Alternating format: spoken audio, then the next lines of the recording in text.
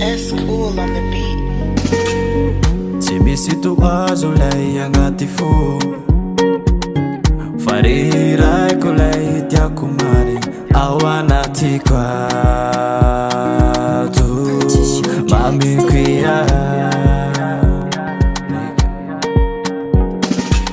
mbola maro ty lala homagny tsy tiako ravitokatrano fitiavagny feno tambitamby isanandro ozaraiko azo fitiavako igny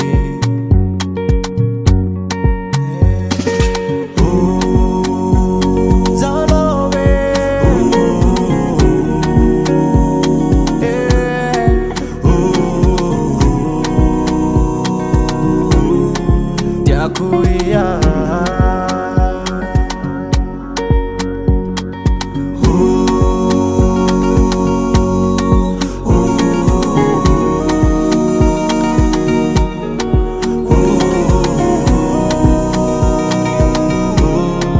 mami kuya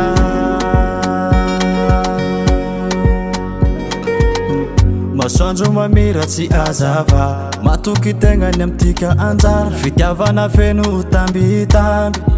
ozarako azo tiako ia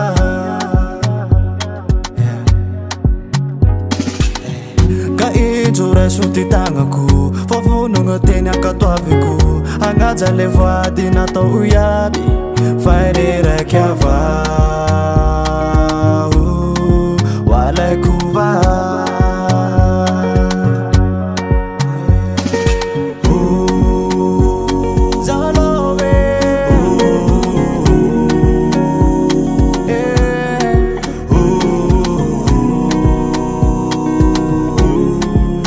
kuya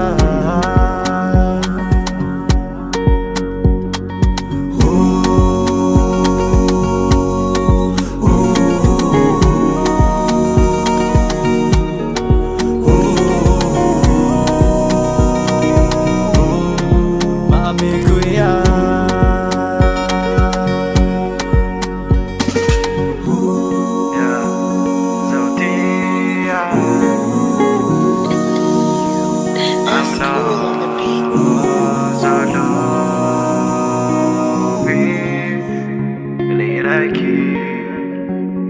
Yeah, MC Gaya.